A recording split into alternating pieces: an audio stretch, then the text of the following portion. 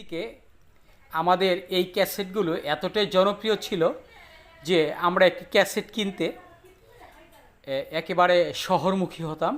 একটি ক্যাসেট বের হলে নতুন কোনো শিল্পীর, তখন আমরা হুমড়ি খেয়ে পড়তাম এই ক্যাসেটগুলো কেনার জন্য।